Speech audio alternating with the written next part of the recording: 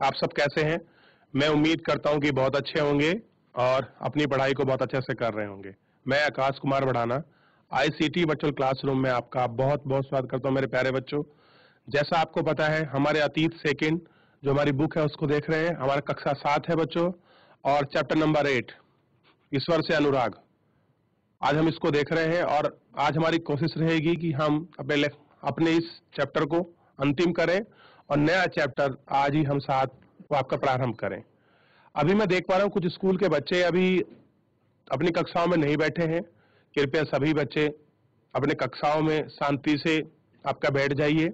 अभी जितना आपने पढ़ा है, जितने लेक्चर हमारे हुए हैं इस चैप्टर के, कोई चीज ऐसी है जो आपको समझ नहीं आई है, कोई डाउट है किसी प्रकार का, आपका कोई प्रश्न है, तो बच्चों आप लोग सिस्टम के माध्यम से हैंड रेस कर लाइव जुड़कर चैट के माध्यम से आप अपना प्रश्न हम तक भेज सकते हैं। कोई भी स्कूल का कोई भी बच्चा, किसी का कोई प्रश्न, किसी का कोई डाउट। चलिए, अगर आपको डाउट नहीं है, कोई आपका प्रश्न नहीं है, तो हम चलते हैं सीधा डिजिटल बोर्ड की तरफ।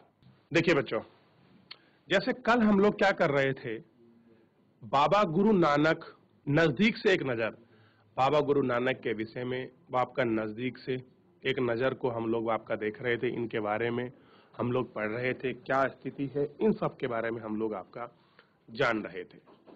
1539 में देखिए, यहां तक हम लोग जो है अपना अंतिम हम लोग अपना कंप्लीट कर लिए थे।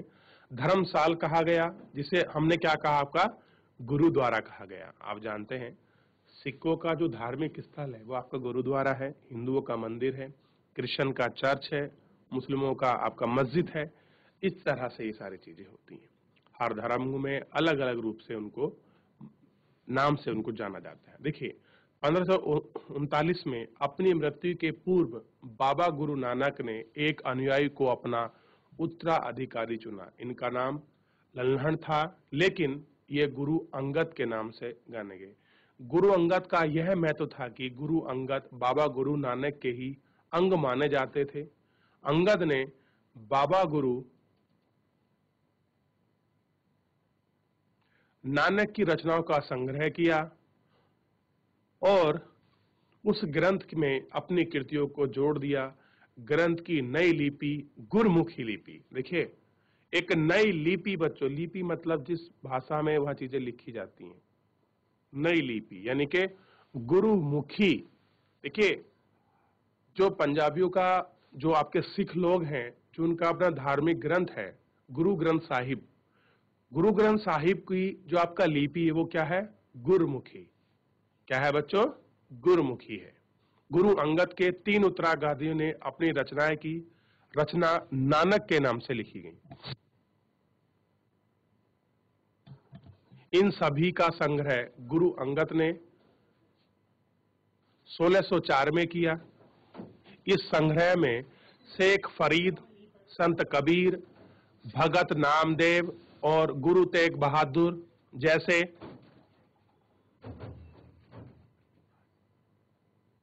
जैसे सूफी संतों और गुरुओं की वाणी जोड़ी गई। 1706 में इस बृहद मतलब जो आपका बड़ा संग्रह को गुरु तेग बहादुर के पुत्र व उत्तराधिकारी गुरु गोविंद सिंह ने आपका प्रमाणित किया। आज इस संग्रह को सिखों का पवित्र ग्रंथ गुरु ग्रंथ साहिब के रूप में जाना जाता है। अब देखिए, गुरु ग्रंथ साहिब में क्या है, जितने भी नानक की जो आपकी वाणियां हैं, जो उनके गुरुओं की जो आपका वाणियां हैं, उन सभी वाणियों का, सभी संतों का, इन्होंने चाहे आपका क्या हो, शेख फरीद मतलब बाबा फरीद, आपका तब कबीर दास, भगत आपका नामदेव, और जितने भी आपके सूफी संत हुए, इन सबके गुरु आपके वाणियों को एक साथ जोड़कर इन्होंने एक ग्रंथ बनाया है, जिसका नाम रखा है गुरु ग्रंथ साहिब।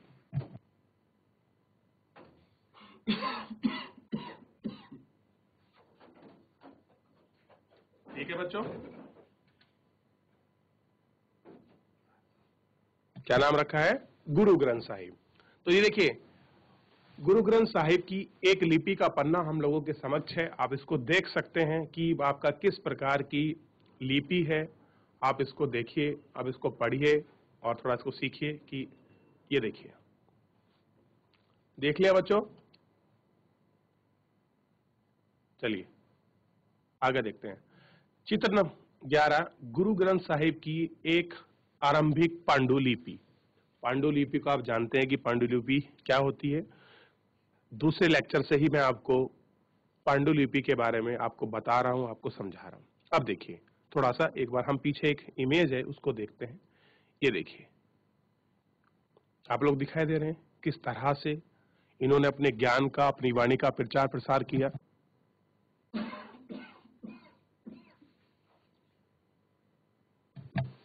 चलिए, 16वीं शताब्दी में बाबा गुरु नानक के उत्तराधिकारियों के नेतृत्व में उनके अनुयायियों की संख्या में विस्तार हुआ। ये अनुयायी कई जाति के थे, परंतु इनमें व्यापारी, कृषक, शिल्पकार ज्यादा थे। इसी वजह से यहाँ हो सकता है कि बाबा गुरु नानक ने इस बात पर बल दिया कि उन्हें अनुयायी गृहस्थ हो या उपयोगी या उत्पादक पेशे से जुड़े।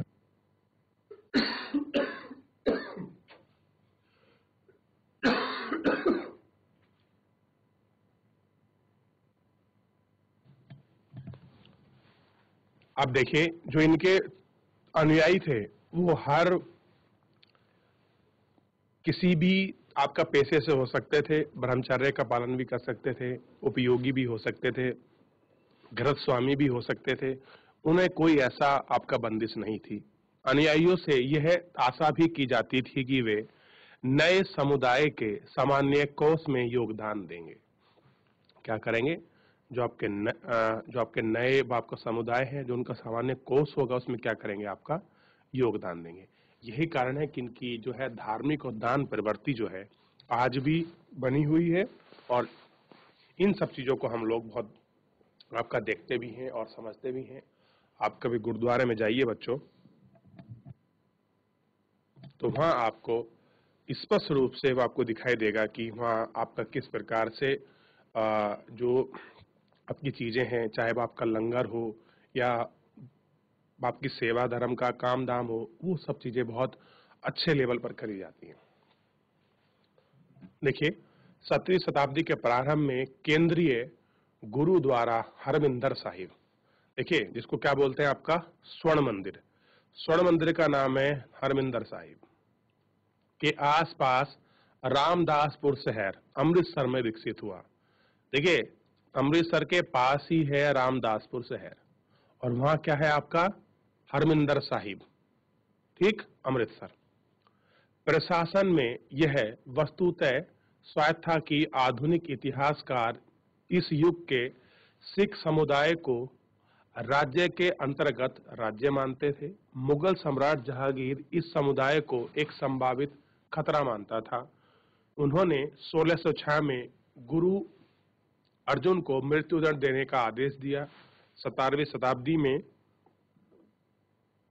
सिख आंदोलन का राजनीतिकरण शुरू हो गया, जिसका दूरगामी परिणाम यह हुआ कि 1699 में गुरु गोविंद सिंह ने खालसा संस्था का निर्माण कर दिया। क्या बनाया बच्चों? खालसा। कब? 1699 में। किसने? गुरु गोविंद ने। ये इनके सिखों के आपका 10वें गुरु हैं और अंतिम गुरु हैं गुरु गोविंद सिंह। अब देखिए, खालसा पंथ के नाम से जाने लगा। सिख समुदाय अब एक राजनीतिक सत्ता बन गया। अब क्या हो गया कि जो खालसा क्या है आपका पंथ है, और क्या बन गया, एक आपका सिख समुदाय सत्ता बन गया। अब देखिए थोड़ा सा, 16वीं और 17वीं शताब्दी की बदलती हुई ऐतिहासिक परिस्थितियों ने सिख आंदोलन के विकास को प्रभावित किया। शुरू से ही बाबा गुरु नानक के विचारों का सिख आंदोलन पर गहरा प्रभाव पड़ा। उन्होंने एक ईश्वर की उपासना के महत्व पर जोर दिया। अब देखिए, जितने भी सिख आंदोलन हुए, क्या करा उन्होंने? एक ईश्वर, क्या करा है? एक ईश्वर की जो उपासना है, यानी कि जो आपकी पूजा है, आपका जो लगाव है आध्यात्मिक, एक ईश्वर को मानकर आपकी बात कही और इसी पर उस पर आपका सारी चीजों को इन्होंने वो आपका समझाया और उसको वो आपका देखा। क्लियर है बच्चों? इतना आप लोग क्या कर चुके हैं, जान चुके हैं। ठीक है, ये आपको थोड़ा सा ध्यान रखना है। तो आपको पता चला बच्चों क्या चीजें हैं आपका सिख धर्म में, क्या स्थिति है, थोड़ा इसको ध्यान रखिए आप लोग।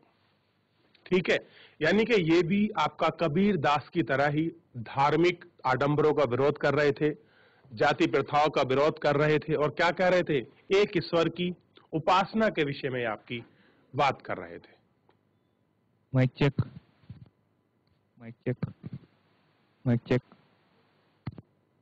तो चलिए अब देखिए, उन्होंने आग्रह किया कि जाति, धर्म अथवा लिंग भेद मुक्ति प्राप्ति के लिए कोई मायने नहीं रखते। कह रहे किन लोगों को मुक्ति मिलेगी, इसमें जाति, धर्म, कास्ट, लिंग यानी कि आप स्त्री हैं, पुरुष हैं, इस प्रकार का कोई बैरियर नहीं है, ये कोई मायने ही नहीं रखते हैं। ठीक है, उनके लिए मुक्ति किसी निष्क्रिय आनंद की स्थिति है। निष्क्रिय का मतलब होता है नॉन एक्टिव एंजॉय है, बल्कि सक्रिय जीवन व्यतीत करने के साथ साथ सामाजिक प्रतिबद्धता की निरंतर कोशिश में निहित थी। अपने उपदेशों के सार को व्यक्त करने के लिए उन्होंने 3 शब्दों का प्रयोग किया है। ये कह रहे कि जो उनके शब्द हैं, उपदेश हैं, उसमें क्या कहे हैं उन्होंने, आपके 3 शब्दों का मेन सार लिया है। इन 3 शब्दों के नाम की कोशिश की है। पहला है नाम, और दूसरा बताया है दान, और तीसरा है स्नान। ये 3 चीज ऐसी हैं जिनके दम पर आप लोग क्या कर सकते हैं, आप अपने उपदेशों में आप अपने आप को मुक्ति से प्राप्त कर सकते हैं। आप जन्म मरण के चक्कर से पार हो सकते हैं, आपको मुक्ति मिल सकती है। ये 3 चीज आपको करनी है। नाम करना है, नाम करने का मतलब ये नहीं कि आपका फेमस होने में हो गए। नाम मतलब आपको अपने उस परमात्मा का, आराध्य देव का, जो आपके भगवान आप जिनको मानते हैं, आपको उनका नाम जपना है।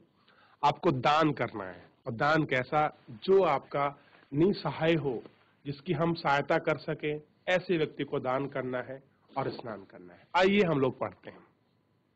नाम का तात्पर्य उपासना से था। देखिए क्या बता रहे हैं कि नाम का मतलब क्या है, उपासना। दान का तात्पर्य था दूसरों के भला करना। स्नान का तात्पर्य था आचार विचार की पवित्रता। क्या है बच्चों, आचार विचार की पवित्रता, कि हमारा इस प्रकार का हृदय होना चाहिए कि हम आचार विचार हमारे कैसे हो, पवित्र हों। ठीक है, आप किससे बात कर रहे हैं और आप उसको कह रहे हैं कि मेरे को तो उसका आपका पैसा छीनना है, झूठ बोलना है, इस प्रकार की चीजें को उन्होंने मना किया है। आज के उपदेशों को नाम जपना, कीर्तन करना, वर्णन की छिक्का के रूप में याद किया जाता है। यह अवधारणा भी उचित विश्वास और उपासना, ईमानदारीपूर्ण निर्वाह और संसाधनों को मिल बांटकर प्रयोग करना, यानी कि दूसरों के महत्व को रेखांकित करती हैं। इस तरह से बाबा गुरु नानक के समानताओं के विचार के सामाजिक राजनीतिक मायने थे। शायद इसी बात से हमें बाबा गुरु नानक और उनके अनुयायी के इतिहास और कबीर दास एवं दादू जैसे संतों और अनेक अनुयायी उनके विचार बाबा गुरु नानक के विचार में काफी अंतर थे। क्या थे, काफी अंतर। चाहे आपका कबीर हो, चाहे आपका रविदास हो, चाहे दादू हो, इन सभी के नाम में क्या थे, आपके विचार थे। अब देखिए ये सब क्या बात कर रहे थे बच्चों, ये समानता की बात करते थे, चाहे सामाजिक लेवल पर हो, चाहे आपके राजनीतिक लेवल पर हो। इन्होंने हमेशा समाज को समानता स्थापित करने के लिए, समान बने रहने के लिए धर्म, जाति, लिंग, इस तरह के भेदभाव को इन्होंने अस्वीकार किया है। क्या किया है, अस्वीकार किया है, और इसीलिए ये सारी चीजें थी।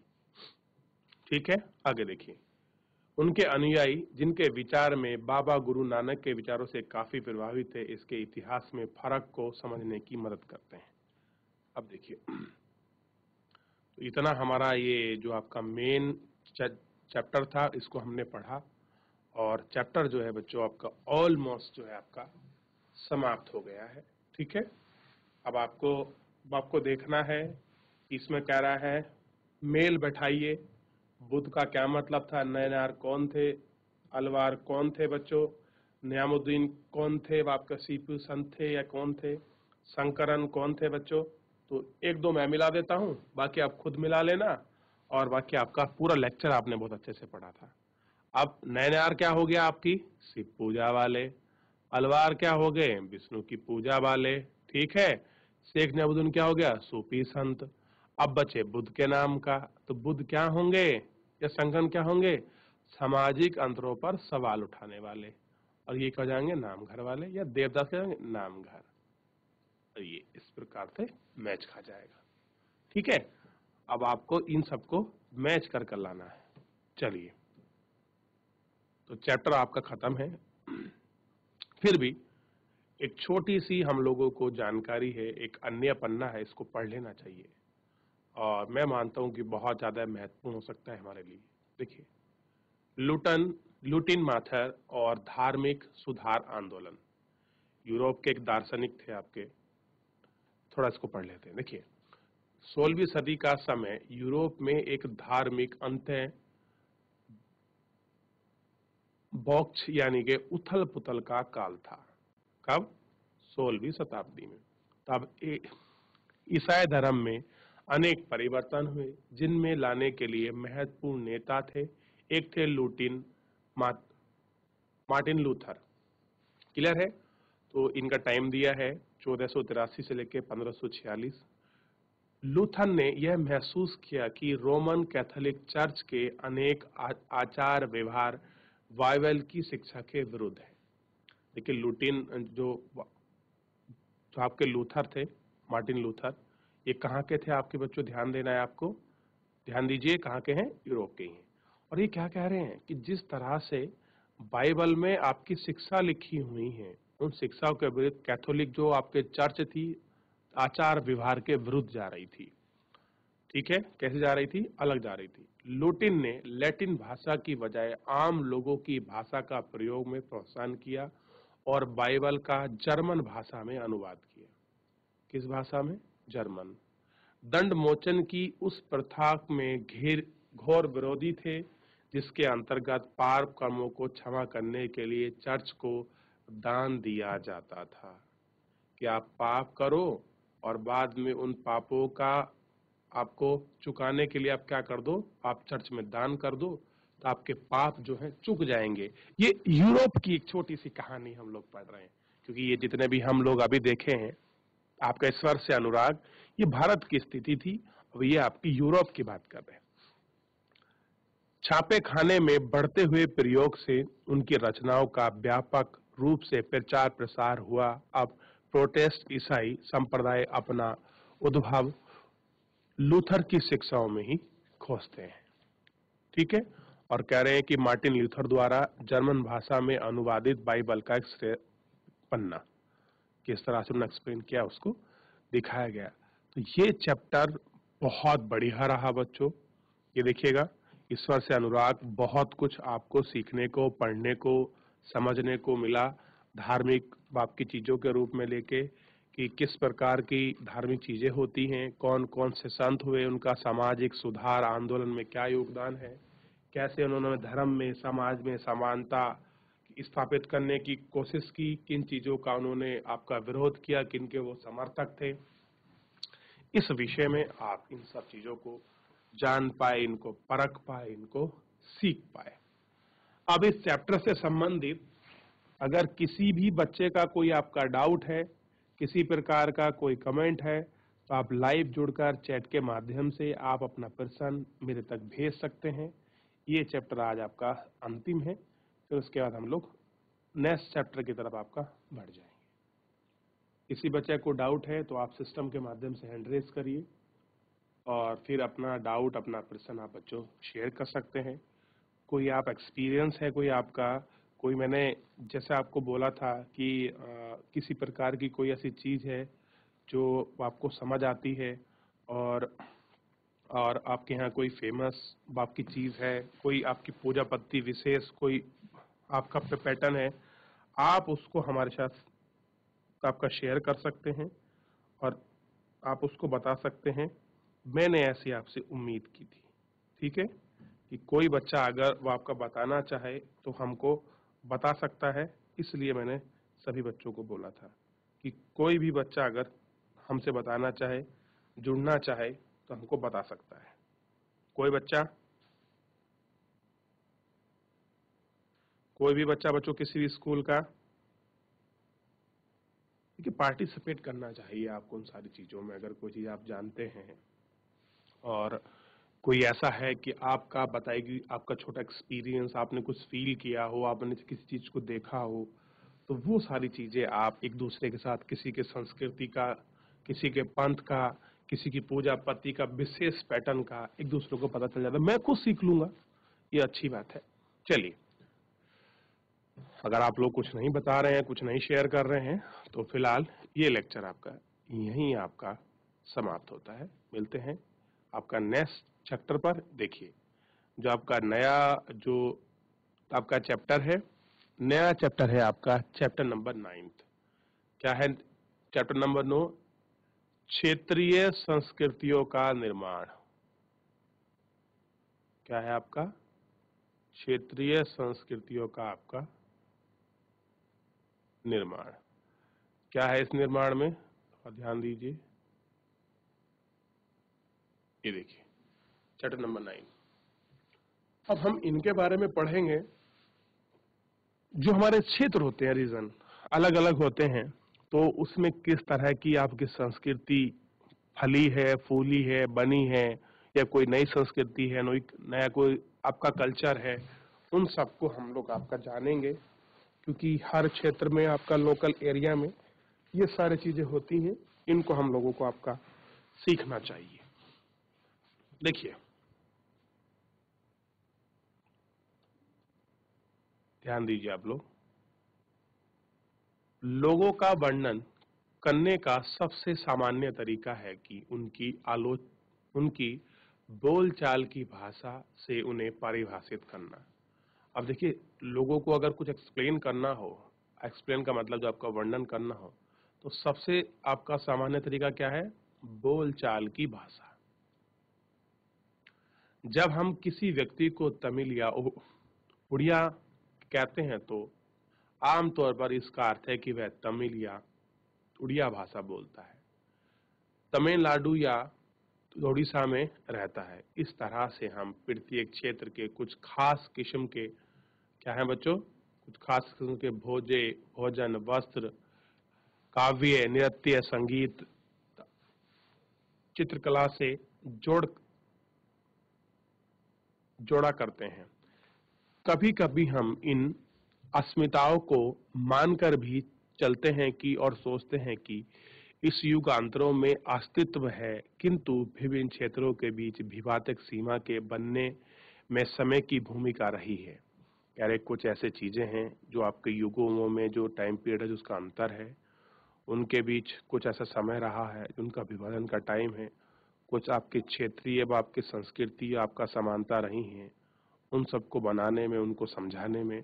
तो इन सब चीज़ों को हमको आपका देखना है, और इन सब चीज़ों पर ही हम लोगों को बहुत अच्छे से अपनी बात करनी है, और जुड़कर हम लोगों को एक एक चीज़ को आपका जानना है। ठीक है?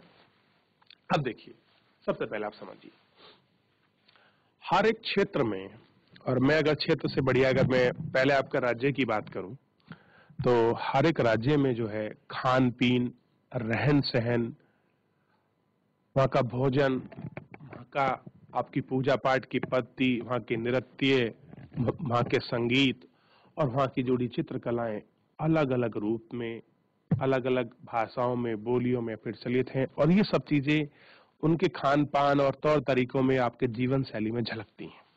जैसे अगर आप लोग देखोगे बच्चों, तो स्पष्ट दिखाई देगा कि कुछ ना कुछ आपका जो पहनावा है वो आपका क्षेत्र विशेष में होता है, अलग है। जैसे आप लोग गढ़वाल और आपका कुमाऊं के बीच के जो खान पान के व्यंजन है, काव्य है, जो आपका नृत्य है, और जो भोजन है, इन सब में और आपकी चित्रकला में, उसमें कुछ ना कुछ अंतर आप लोगों को बहुत स्पष्ट रूप से आपको देखने के लिए मिलेगा बच्चों। और आपको पता लगेगा क्या स्थिति है, कैसे उनमें अंतर है। इन खान पीन को आप लोग अच्छे से कर पाओगे। ये तो हमारे अपने राज्य की बात थी। अगर हम बात करें आपका पंजाब के खाने में और हमारे खाने में, तो कितना डिफरेंस आप लोगों को दिखाई देगा।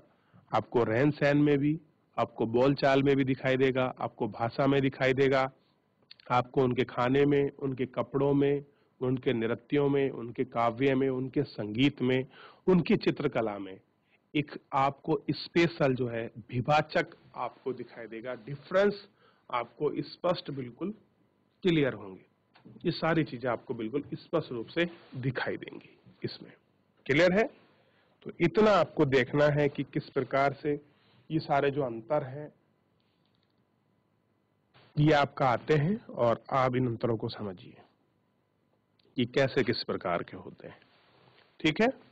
तो कुछ क्षेत्रीय चीजें होती हैं, उनको भी हम लोग आपका पढ़ते चलेंगे और उनको समझते चलेंगे। अब देखिए थोड़ा सा, वे समय के साथ साथ बदलती हैं और सोच तो यहाँ तक की है कि आज भी बदल रही है। ये क्षेत्रीय संस्कृति जटिल प्रक्रिया से विकसित हुई है। इस प्रक्रिया के तहत स्थानीय परंपराओं और उपमहाद्वीप के अन्य भागों के विचार के आदान प्रदान से एक दूसरे को संपन्न बनाती हैं। कह रहे कि जो हमारा विचार है, ये विचार जो भाग है, इन्हीं से हम लोग जो आदान प्रदान करते हैं, ये आदान प्रदान क्या करते हैं, हम लोगों को आपका संपन्न बनाते हैं। जैसा कि हमने देखा है कि कुछ परंपराएं तो कुछ विशेष क्षेत्रों की अपनाती हैं, अपनी हैं, जबकि कुछ अन्य भिन्न भिन्न क्षेत्रों में एक समान प्रतीत होती हैं। अब ये तो ऑब्वियस है कि कुछ चीजों का हम लोगों का आपका क्षेत्रों में चाहे खान पीन हो, चाहे भाषा हो, कुछ परंपरा हो, कुछ आपका जो है सिमिलरिटी हम लोगों को आपका दिखाई देगी। जो समानता है वो हम लोगों को यहाँ आपका दिखाई दे सकती है। जैसा कि हम देखेंगे कुछ परंपराएं तो विशेष क्षेत्र की है, परंतु इसके अतिरिक्त कुछ अन्य परंपरा एक खास इलाके के पुराने रीति रिवाज से निकलती हैं। कहाँ से निकलती हैं? किसी क्षेत्र विशेष का कोई आपका क्षेत्र होगा, उसका जो आपका पुराने वो आपका रीति रिवाज हैं, वो आपके पुराने रीति रिवाज से निकलती होंगी। तो इस तरह से ये होता है सब जगह अलग अलग, क्योंकि सबका जो अपना कल्चर है वो अलग है, सबका जो अपना एक आपका पैटर्न है वो सबका अलग है। ठीक? अब आप देखिए, आप कहीं दूसरे आपका राज्य में जाएंगे तो आपको पहनावा, वहाँ की सारी आपकी परंपराएं, वहाँ की चीजें सब आपको अलग लगेंगी। अभी तो आप लोग बच्चे हैं, जब आप लोग जॉब में जाएंगे तो आपको भारत का अलग अलग जो राज्य हैं, आपको वहाँ का एक्सपीरियंस आपको मिलेगा। वहाँ की चीजें, वहाँ की खान पीन, वहाँ के बोल चाल, वहाँ के लोग, वहाँ की संस्कृति, वहाँ का पहनावा, आपको सबको सीखने का, समझने का आपको मौका मिलेगा। तो ये सारी चीजें हैं। ठीक है? आगे देखिए, आगे हम चलते हैं चेल और मलयालम भाषा का विकास। इसका बच्चों चेर और आपका मलयालम भाषा। अब आप इस चैप्टर में आपको बहुत कुछ सीखने के लिए मिलेगा। ये लिखा है ना हमारे अतीत, ये बुक है पूरे, हमारा पास्ट कैसा है, क्या चीजें हैं, इनको सबको सीखने का हमको मौका मिल रहा है। तो हमको इनको वेस्ट नहीं करना है, बल्कि पूरी मेहनत और लगन से अच्छे से उनको पढ़ना और समझना। तो बच्चों आज के लेक्चर में इतना ही। और बच्चों जैसा आपने पढ़ा कि आज हम लोगों ने आपका अपने लेक्चर में ही नेस जो था वो आपका लेसन हम लोग आपका प्रारंभ कर चुके हैं, और चैप्टर नंबर 8 को हमने बहुत अच्छे से पढ़ा, समझा कि आपका किस प्रकार से हमारे जितने भी संत हुए हैं या जो भी आपके समाज सुधार हुए हैं, उन्होंने कैसे समाज में समानता स्थापित करने के लिए, ईश्वर से जुड़ने के लिए आडंबरों को आपका निष्क्रिय बताया है, और सीधे ईश्वर से, आत्मा परमात्मा से जुड़ने का मार्ग आपको दिया है। क्लियर है बच्चों? और चैप्टर नंबर 9 जो है आपका हम लोग क्षेत्रीय जो आपकी विशेषताओं का कैसे निर्माण हो रहा है उसके विषय में आप लोग पढ़ चुके हैं। आपका बेसिक जो भी इंट्रोडक्शन है वो आपका प्रारंभ हो चुका है, बाकी हम लोग कल पढ़ेंगे। चलिए आज के लिए इतना ही, मिलते हैं नेक्स्ट लेक्चर में। तब तक अपना ध्यान रखिए, स्वस्थ रहिए और अपनी पढ़ाई को बहुत अच्छे से करते रहिए। मुझसे जुड़ने के लिए आपका बहुत बहुत धन्यवाद बच्चों।